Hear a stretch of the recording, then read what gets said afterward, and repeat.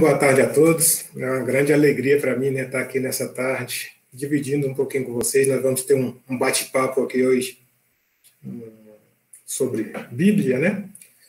Meu nome é Manuel Sobrinho, sou catequista da paróquia São Vicente de Paulo, sou casado há 19 anos, Dinanci e eu temos um casal de filhos, né? A Manuela com 16 e o Saulo com 13. E a gente tem buscado, né, durante todo esse tempo, viver um pouquinho daquilo que a gente prega, né? Que a gente tenta, pelo menos. Então, que Deus nos abençoe, nos ilumine, nos dê sabedoria e discernimento. E como o Mateus disse, ser catequista é tentar ser exemplo para as pessoas, né? Levar a palavra de Deus. É claro, nós somos falhos, nós não somos igual a Jesus Cristo, nós temos muitos furos, né? Muitos pecados, mas a gente tem que tentar, né, viver o que a gente fala, viver o que a gente prega. Esse é o grande objetivo. E o objetivo da nossa vida deve ser qual? Um encontro pessoal com Jesus Cristo, né? Um encontro pessoal com Cristo que vai nos remeter a Deus Pai. Cristo fala, eu sou o caminho, eu sou a verdade, eu sou a vida. Ninguém chega ao Pai senão por mim. Então, que a gente se aproxime desse Cristo. Nós estamos vivendo um tempo de pandemia, um tempo diferente, um tempo que o mais negativista jamais imaginou, né?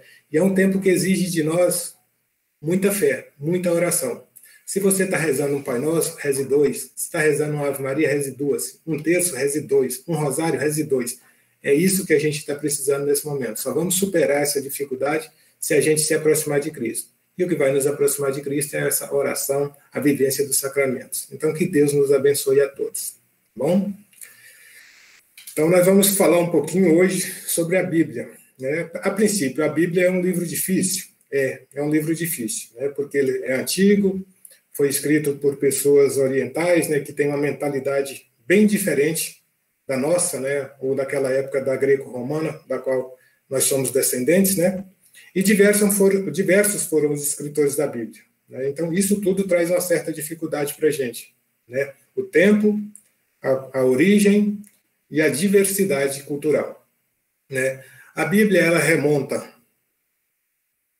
entre os anos de 1200, 1100 a.C., a 100 depois de Cristo, né? Então, esse período, mais ou menos, que a Bíblia foi escrita, né?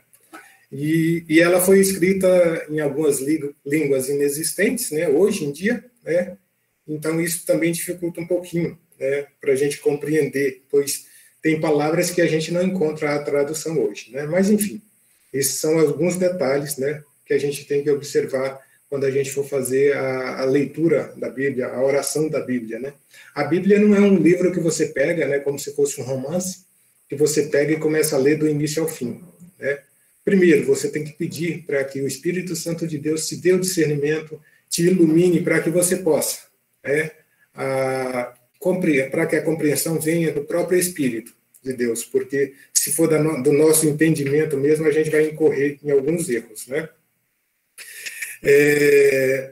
E para bem entender, né, a Bíblia, no caso, seria interessante, ou seria necessário a gente se colocar dentro das situações de quando vividas pelo escritor, né, de quando ela foi escrita, o que nem sempre, na verdade, não é possível, né? É impossível a gente fazer isso. A gente pode tentar imaginar, né? E a gente sabe, né, que a Bíblia é um livro inspirado, então a gente tem que entender o que exatamente quer dizer essa palavra, né, inspiração, para que a Bíblia, para a gente conseguir aurir, né, com proveito a mensagem subjacente das palavras existentes na Bíblia, né? Dizer que a Bíblia é inspirada não quer dizer que o escritor sagrado ele foi um mero instrumento nas mãos de Deus. Pelo contrário, né? Ele não recebeu a mensagem pronta, como se fosse uma psicografia, não. Né? Ele participou, ele vivenciou, né? Entre nós, os católicos, o interesse pela Bíblia, né, pelo conhecimento da Bíblia, pelo estudo, né, mais aprofundado da Bíblia, ele começou basicamente nos anos 60, né, depois do Concílio Vaticano II. Né? Então, assim, a gente demorou um pouco, né, os católicos demoraram um pouco, né, para buscar o conhecimento, o aprofundamento maior na Bíblia. Vale salientar, né, que uma série de enganos podem acontecer de uma interpretação bíblica literal. A gente não deve, né, como eu disse, a Bíblia não é um romance, a gente não deve pegar a Bíblia e ler e interpretá-la literalmente, né? Tem os entendimentos, né? Porque a interpretação ao pé da letra não revela, né, o sentido mais adequado de todas as palavras, né? Para que não aconteça conosco de incidir, né, nesse equívoco, devemos aprender a nos colocar na situação histórica, né? Porque tudo o que aconteceu na Bíblia, tudo que está relatado ali, são fatos históricos, né, que aconteceram. Então, a gente tem que entender um pouquinho da história para conhecer a história de cada escritor, para que aí a gente possa interpretar bem, né, e tirar o máximo proveito, né? Conhecer a situação social concreta, né, de quando os livros foram escritos, né, de que o escritor viveu. Então, tudo isso faz parte, procurar entender aquilo que significou, né, o fato narrado na época de então e trazer para a nossa época, né? Então, a gente tem que tomar muito cuidado com isso, tá? A Bíblia, no caso, né, é um conjunto de livros, não é um único livro, é um conjunto de livros, na verdade, né? E a definição de Bíblia foi exatamente no Concílio do Vaticano II, né? Conjunto de livros que todos foram escritos sob a inspiração do Espírito Santo. E tem Deus como autor e, como tais, foram entregues à Igreja. Temos o Novo e o Antigo Testamento, né? Que, na verdade, o Antigo Testamento refere-se ao período anterior a Jesus Cristo, né? E o Novo Testamento refere-se ao período cristão, né? Ou seja, são duas épocas distintas, situações vividas pelo povo de Deus, mas em momentos diferentes. Cada uma dessas partes compõe de diversos livros, totalizando 72, né? E foram escritos em épocas e históricas diferentes, né? Então, isso tudo a gente tem que levar em conta, né? Que a época, como a situação, por exemplo, quando da travessia, né? Ou seja, da saída do povo egípcio, né? Ou melhor, do povo hebreu do Egito. Então, tem aquele período de transição, foram escritos alguns trechos, alguns livros ali. Então, tudo isso tem que ser levado em conta. Eles estavam no deserto, estavam, né, em transição, saindo de um regime de escravidão para a liberdade. Então, esse é um exemplo, né, que a gente deve cuidar. A inspiração é um dos principais conceitos a ser examinado para uma melhor compreensão da Bíblia. O que significa dizer que os livros bíblicos são inspirados? De onde vem essa inspiração? Essa inspiração, como eu disse, ela vem do próprio Espírito Santo, que o autor, né, a pessoa que escreveu ali, ainda que não teve plena consciência disso, o Espírito Santo estava agindo sobre ele quando ele escreveu esses textos, quando ele estava redigindo ali, né, na confecção desses textos, né, da questão dos livros. Então, ele estava sendo, na verdade, iluminado pelo Espírito Santo de Deus, né, para dizer o fato de uma forma correta, sem poder errar no julgamento. Ou seja, Deus agia. Embora ele não tenha consciência disso, né, o autor, a ação do Espírito Santo está sendo exercida no intelecto dele. Né? Para quê? Para que ele escreva, não a vontade própria, né? Não o que ele gostaria de escrever, mas o que é necessário escrever, o que Deus inspirasse ele a escrever. Né? Então, Deus, o Espírito Santo, no caso, agia no próprio intelecto, né, dos escritores. E discernir se o livro é ou não inspirado, dado o que acontece com o autor, é da alçada da igreja, né, que também é inspirada pelo Espírito Santo. E aí também entra fundamentalmente a questão da fé. Né? Foi a igreja que definiu quais os livros eram fidedignos, né, a essa inspiração, quais os livros deveriam compor o cânon, né, os livros da Bíblia. Então, tudo isso, né, houve discussões, houve muita oração, houve muito estudo para que se chegassem a essa conclusão de quais são os livros, quais eram os livros que deveriam compor o cânon. Né? E a discussão sobre a autenticidade, né, dos livros reconhecidos pela Igreja Católica, durante essas discussões, né, foram aprovadas em concílios, nos quais se discutiram certas dúvidas a respeito de alguns livros, se eram ou não inspirados. Né? Nas discussões, é claro, procurou sempre se ver, na história da Igreja, desde os cristãos primitivos até aquela época, no caso, né, nos concílios, quais os livros que durante os séculos sempre foram lidos nas igrejas e baseado no consenso, ele foi introduzido no cânon. Né? Então, toda uma história, a tradição, né, de como eles chegaram até ali, por que esse livro estava sendo indicado para compor o cânon, se ele era utilizado sempre, né, e se seguia uma determinada linha, né, de coerência.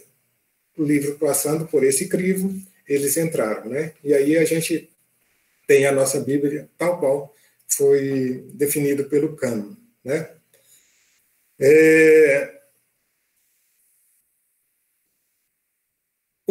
Indícios e evidências, o período, né, histórico da formação da Bíblia, como eu disse, situa mais ou menos entre 1200 a.C. E 100 depois de Cristo.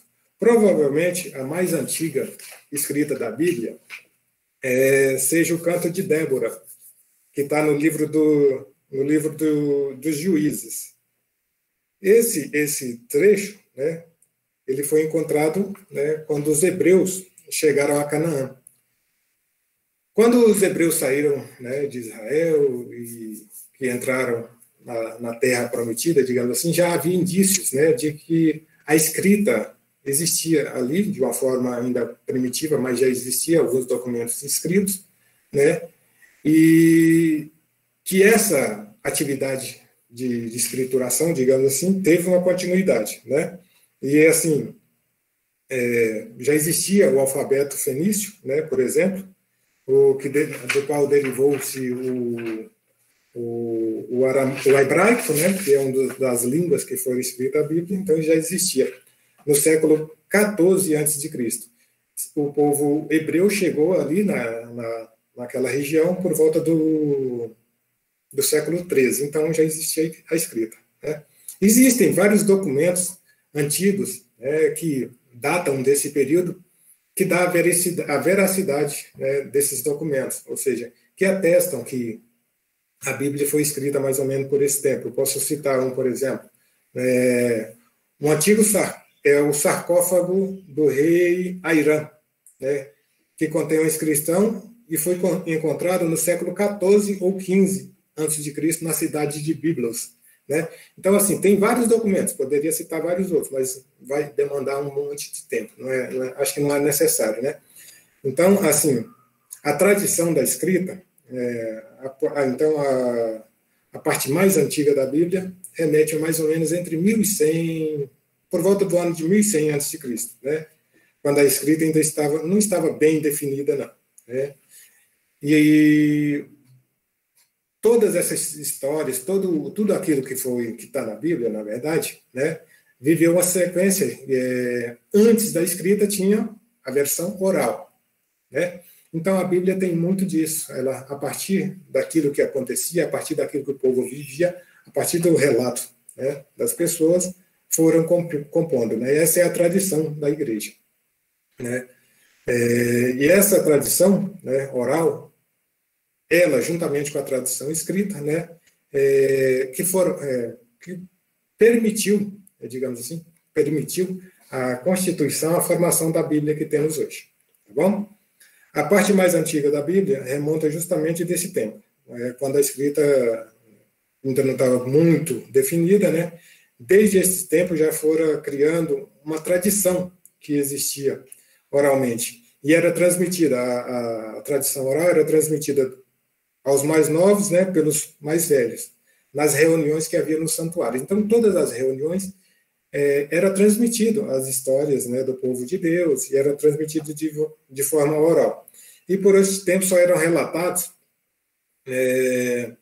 os acontecimentos do deserto, do Sinai, né, da aliança de Deus com seu povo. Mas os mais jovens, eles queriam saber o que tinha acontecido antes, né? Então, a partir dessa necessidade, dessa curiosidade, foi se remontando, né, retornando, voltando no tempo, para reconstituir a história desde as origens, tá?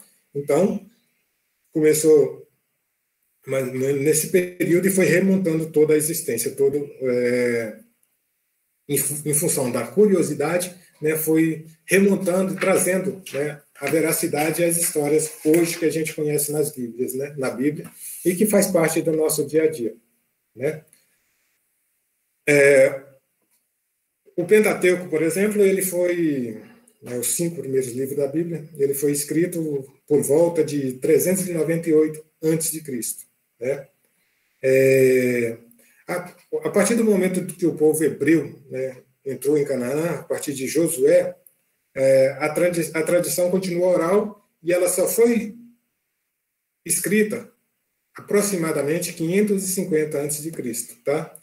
E foi escrita de forma que o povo contava, né? Aquilo que o povo viveu, relatava, e alguém vinha e escrevia, né?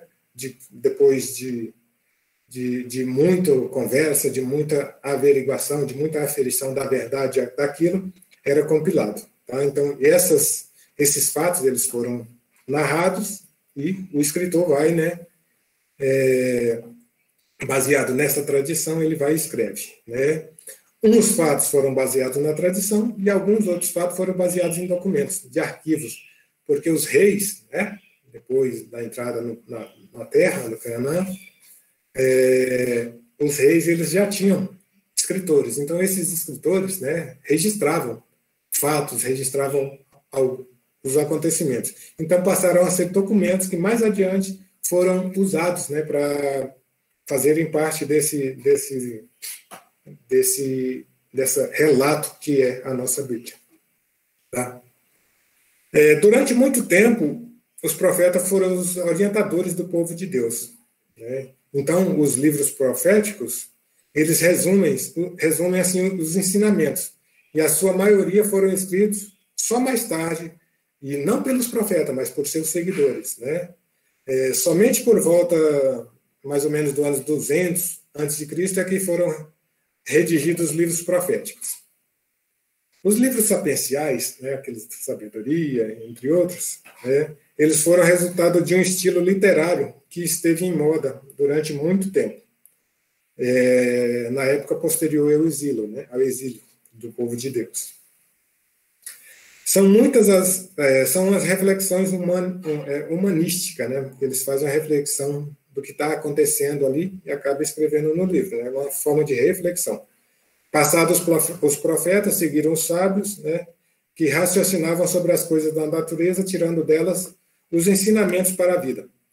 E foram acrescentados aos livros sagrados nos últimos séculos antes de Cristo. Ou seja, esses livros foram colocados ali nos últimos tempos antes de Cristo.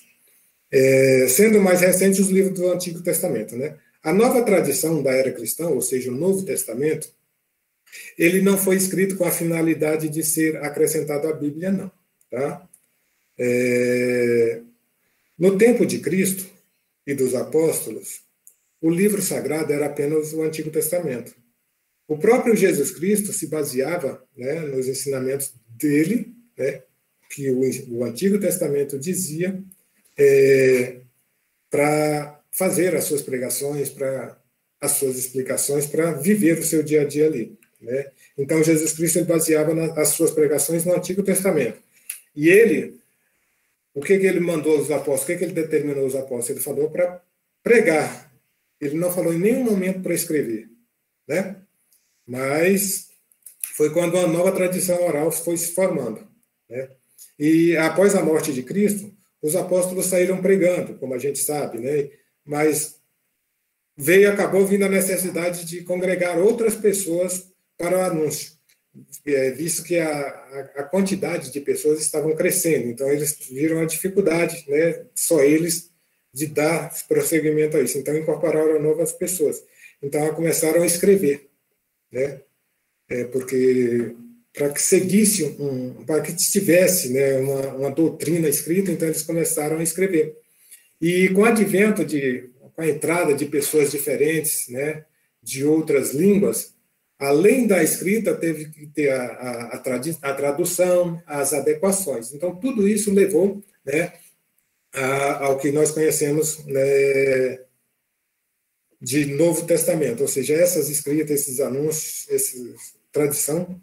essa tradição, né, que começou depois dos apóstolos, já existia, mas que após os apóstolos continuou, uma nova tradição, né, a oralidade, mas depois, mais adiante, mais ou menos 40 anos depois da morte de Jesus Cristo, viu-se a necessidade de quê? De ter algo escrito, para que eles pudessem, para que os novos cristãos pudessem seguir, né, a doutrina dos apóstolos, a doutrina de Cristo.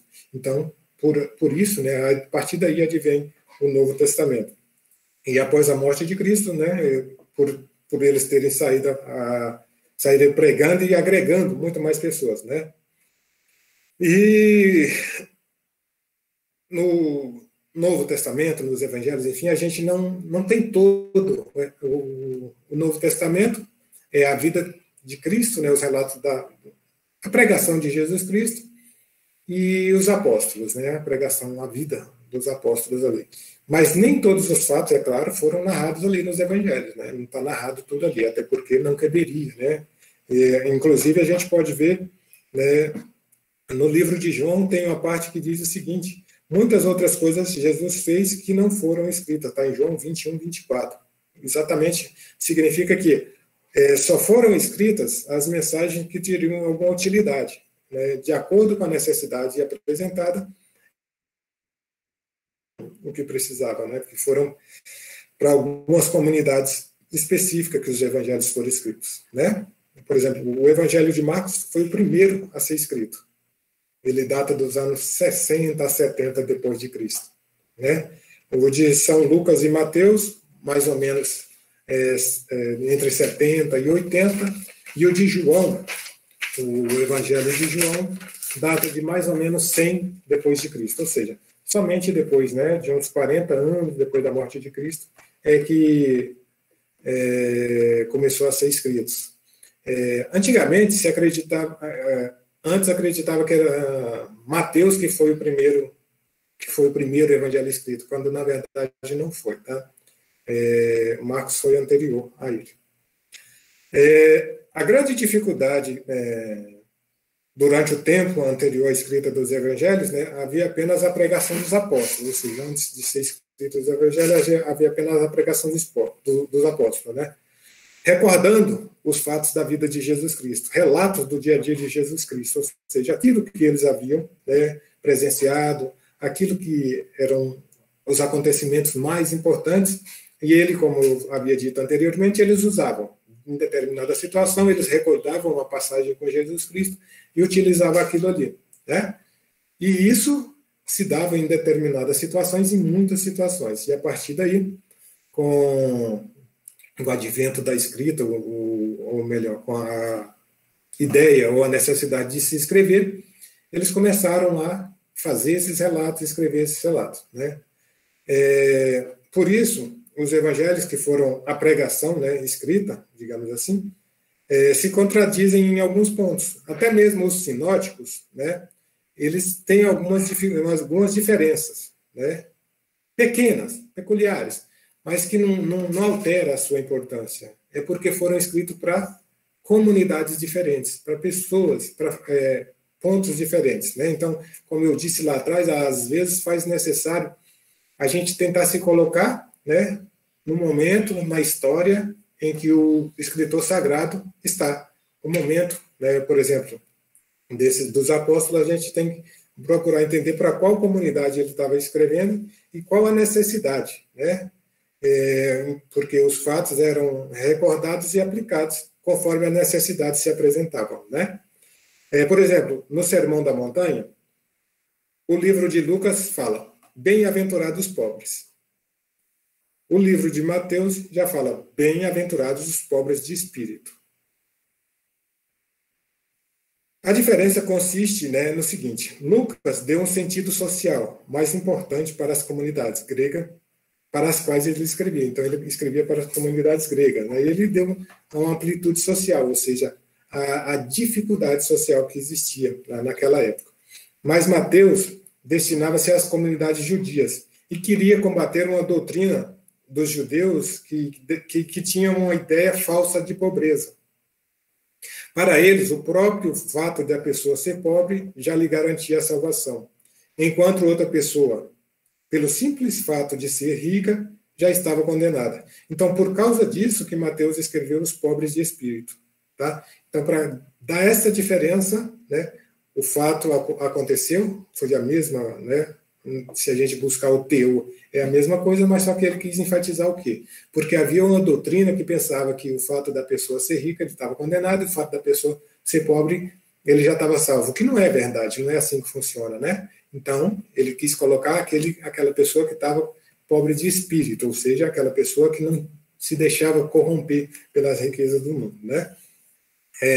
Mas esses detalhes não importam para o Evangelho, o fato aconteceu, é só para mostrar que, dependendo de para quem é direcionado, pode haver alguma diferençazinha, pouca coisa, mas, né, tem essa diferença e que cabe, né, a gente tomar cuidado quando a gente for ler, quando a gente for avaliar, quando a gente for estudar, tá bom? E a Bíblia, né, no caso, é o que a gente tem que usar, né, no nosso dia a dia, é o que a gente tem que levar, né, para os nossos catequizandos, porque a palavra de Deus, ela é viva, ela é atual, mas mesmo assim a gente tem que tomar esse cuidado, saber, né, como a gente deve buscar o entendimento, como a gente deve estar interpretando, ou seja, a interpretação ela vem à luz do Espírito Santo, né? As cartas de Paulo, elas foram enviadas para serem lidas em público, né? Então, as cartas de Paulo, elas são singulares, e havia um intercâmbio entre essas cartas, né? As pessoas liam, mandavam para determinada comunidade, a comunidade lia, mandava para uma outra, né? Lá em Tessalonicenses 5, faz alusão a isto, né? Vai dizer o seguinte, em Coríntios 4,16, fala o seguinte: mostrem essas cartas para Laodiceia e tragam-as de lá para vocês. Então, as cartas de Paulo, aos poucos, elas foram, né, sendo recolhidas, foram juntadas, e depois foi feito um compêndio, né, dessas cartas, e elas foram acrescentadas aos evangelhos, né, aos 4 evangelhos. E depois aquelas cartas que a gente diz católica, né, que é a de Pedro, Tiago e Judas. Por que católica? Porque ela foi escrita para toda a igreja, não foi escrita para uma comunidade determinada como a de Paulo. A de Paulo era para Coríntio, né, Tessalônica. Então o Paulo ele mandava a carta para uma determinada comunidade. Agora Pedro, Tiago e Judas não. Ele mandou para toda a igreja católica. Então essas são as cartas católicas, né? Tem as cartas de Pedro, tem as cartas católicas, se algum dia essas não são muito, né, muito falado, né, isso, as cartas católicas, mas se alguém um dia te perguntar, não, são as de Judas, né, Pedro e Tiago, tá bom? E essas foram escritas para toda a igreja. No Novo Testamento, a gente sempre vai ver citações do Antigo Testamento, porque tanto Jesus Cristo como os apóstolos, eles, para explicar determinadas situações que estavam acontecendo de concreto naquele momento, eles usavam o Antigo Testamento, que era o Testamento, que era a Bíblia deles, digamos assim. Então, eles usavam o Antigo Testamento. E tanto no Novo Testamento a gente vai ver, né, citações do Antigo Testamento, exatamente porque é a base de tudo. Tá? E os apóstolos, tá? Então, tem essas cartas. Os Atos dos Apóstolos, que pode ser considerado uma continuidade do terceiro evangelho, né, pois foi também escrita por Lucas.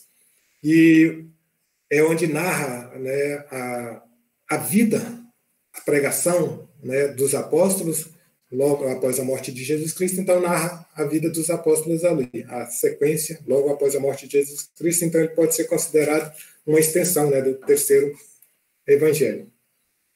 E o Apocalipse de São João, né, que é um livro profético, ele foi acrescentado por último nos escritos do Novo Testamento, né? Porque ele é um livro profético e foi o último a ser escrito mesmo. Tá? O cano sagrado, como eu havia dito, onde foi deliberado quais os livros pertenceriam ou não à Bíblia, né? Foi no século IV, a igreja se reuniu no Concílio de Nicéia, e uma das tarefas era exatamente organizar o cânon, ou seja, a lista dos livros sagrados considerados autênticos. E nesse concílio os livros foram estudados e investigados, né, quais que poderiam fazer parte desse cânon, né, e considerados legítimos, estabeleceu a ordem que até hoje ela é conservada. Tá? Então foi ali no Concílio de Nicéia que foi estabelecido quais os livros deveriam ou não pertencer ao cânon. Né? Então a gente tem que tomar muito cuidado, né, com a questão da interpretação. A interpretação literal, se a gente for interpretar ao pé da letra, vamos ter uma grande dificuldade, porque a gente vai incorrer em erros, né, que pode nos levar a entender e até a passar a mensagem equivocada. Então a gente tem que tomar muito cuidado, porque não pode ser assim, né? A gente tem a igreja, na verdade, um fato, né? Assim, quando Lutero, né, a exegese de Lutero, o que aconteceu? O protestantismo, né, no caso, seguiu, ele protestava contra alguns cristãos, contra a autoridade da igreja como intérprete fiel da Bíblia. Né? Essa foi uma o protesto do Lutero, digamos assim. Né? E aí Lutero instituiu o princípio da escritura solo, ou seja, a escritura sozinha, sem tradição, sem autoridade, sem outra prova que não a própria Bíblia. A partir daquele instante, né, os protestantes se dedicaram ao estudo mais acentuado e profundo da Bíblia, antecipando-se mesmo a nós católicos. Mas o princípio posto por Lutero contribuiu para um desastre hermenêutico, pois ele mesmo disse que cada um interpretasse a Bíblia como entendesse, isto é, como o Espírito Santo o iluminasse. Isso fez surgir várias correntes de interpretações, né? Ou seja, eu interpreto do meu jeito, você interpreta do seu jeito, o que acontece? É o que a gente vê aí hoje. Várias, né, dizem ser protestantes, mas são várias ramificações da igreja que, de acordo com um pastor menos esclarecido, sei lá, né, entende, e ali, a partir dali, é um entendimento dele e ele vai pregar aquilo. Né? Então, a gente tem que tomar muito cuidado. A Bíblia ela não pode ser entendida de acordo com o nosso entendimento. Tá? A Igreja Católica, né, usava mais a tradição e menos a Bíblia, né, até no século XIX. Tá? Porque ele conservava e defendia muito a fé. Mas a partir daí mudou-se. Né? O primeiro grande passo para essa mudança foi dado pelo Papa Pio XII, em 1943, na qual ele aprovou, né, numa encíclica de nome Divino Afflante Spiritu, na qual aprovou a teoria de vários gêneros literários, né, que existem na Bíblia, né, os vários gêneros literários na Bíblia. E a partir daí foi uma facilidade no sentido de estudar. Né? Então, assim, a tradição, a Bíblia, né, a palavra de Deus, na verdade, ela se traduz da seguinte forma: a Bíblia, a tradição e o magistério desde o princípio. Deus fala, desde o princípio, Deus fala com a sua igreja através da Bíblia e da Sagrada Tradição. E para garantir que sejam compreendidos por nós, Deus guia a autoridade e ensina a igreja, né? Ensino da igreja, ou seja, o magistério, para que esta possa ser interpretar perfeitamente, né, a Bíblia e a Sagrada Tradição.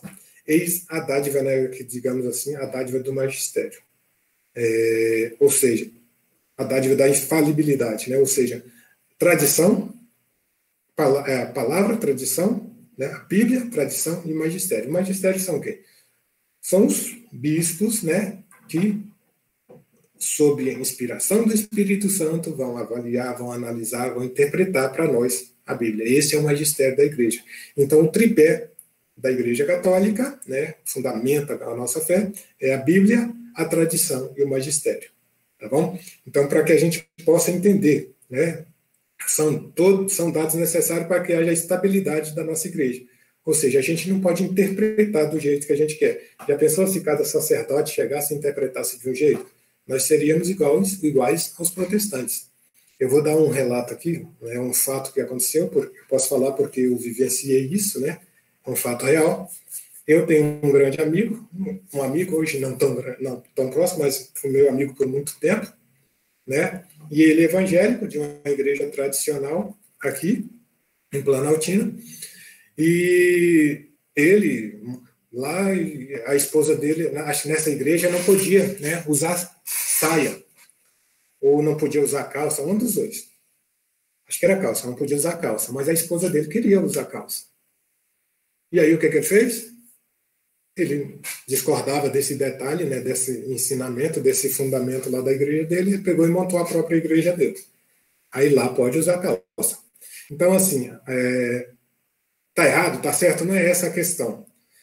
A questão é que se a gente for interpretar a bel prazer do jeito que cada um de nós entendemos, vai virar bagunça, vai virar uma verdadeira torre de Babel, onde cada um vai falar alguma coisa e não vai chegar a um consenso. Então, por isso que existe a tradição, a Bíblia, a tradição e o magistério. Para quê? Para que possa nos orientar, para que possa nos guiar para vivermos a realidade quista por Jesus Cristo, quista por Deus.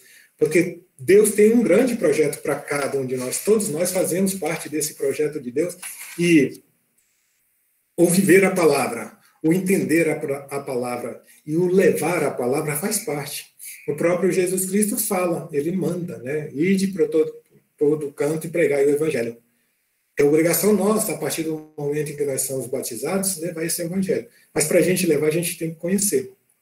E onde é que a gente vai conhecer a palavra? Onde é que a gente vai conhecer tudo o que Deus quer de cada um de nós? É exatamente aí, né? Na palavra, na tradição e no magistério. Então a gente tem que ser mais curioso sobre a palavra de Deus, a gente tem que ser mais curioso sobre a história da nossa igreja, para que a gente possa entender e assim levar adiante. Ser catequista é maravilhoso, isso eu posso dizer, né? Mas tem, né, as suas peculiaridades. Todas as outras pastorais, elas têm as suas responsabilidades, mas não têm o compromisso dominical. Todo domingo a gente está ali, né? Faça chuva, faça sol, a gente tem que estar ali. E para cada encontro, a gente tem que preparar esse encontro, né, para que a gente possa levar o melhor para os nossos, que seja crianças, jovens ou adultos. Eu já trabalhei com as três fases, já trabalhei com a criança, com o jovem e com o adulto, né? Então eu posso dizer que cada um tem uma peculiaridade, cada um tem uma especificidade, mas para todos eles a gente vai levar a mesma coisa, que é a palavra de Deus. Então a gente tem que tomar muito cuidado com o que a gente vai levar, como a gente vai levar, né? E para quem a gente vai levar. Então a gente tem que ter a sensibilidade de saber um pouco sobre a história de cada um ali, né? No cômputo geral da turma, a gente vai ter que saber mais ou menos a peculiaridade, vai ter que saber as histórias, tem que saber as dificuldades, né? O mínimo necessário para que a gente possa levar, né, essa palavra. Já pensou se a gente tem uma criança na turma lá que não tem o que comer em casa? Aí a gente chega e fala, não, basta só, vamos viver da palavra de Deus. Nós vamos estar, né, coitada dessa criança, não tem o que comer, a palavra vai alimentá-la. Não vai, né? Mas a gente tem que dar o quê? A entender que Deus provê, né, que Deus providencia. Mas a gente tem que fazer a nossa parte. Então, para que a gente possa levar essa palavra de Deus, para que a gente possa interpretá-la corretamente, a gente tem que estudar os documentos da igreja, a gente tem que conhecer a nossa igreja, e a partir daí a gente vai fazer parte verdadeiramente de uma igreja onde a gente não vai ver a história acontecer, a gente vai fazer parte dessa história. Então, enquanto catequista, enquanto cursista, enquanto fiel, a gente tem que buscar entender quem é o Deus da nossa vida, quem é Jesus Cristo, e como Ele quer que a gente viva essa realidade que é o Evangelho, que é a palavra de Deus. Amém? Era isso, Mateus. Obrigado, Manuel. Manuel, eu tenho uma pergunta para fazer, que eu acredito que tenha sido até uma dúvida é, de alguns aqui. Você citou, né, que teve as cartas de Pedro, Tiago, E e Judas. você disse, é João ou é Judas? Judas. Judas mesmo? É Judas mesmo, né? É. Ah, tá, porque eu estava em dúvida, aí perguntaram aqui no chat, aqui também, né? Aí eu fiquei nessa dúvida. Aí também teve agora também, uma outra pergunta também, que a Maria Claudeis fez. Pergunta aí, Maria, para ele, por favor, a sua pergunta. Ai, boa tarde. Ô, A Bíblia é tradução ou tradição em magistério? tradição. Ah, tá. Bíblia, Obrigado. tradição e magistério. A tradução ela se dá a partir do momento em que existem várias línguas, né? E vários povos. Aí, a partir daí, há a necessidade da tradução.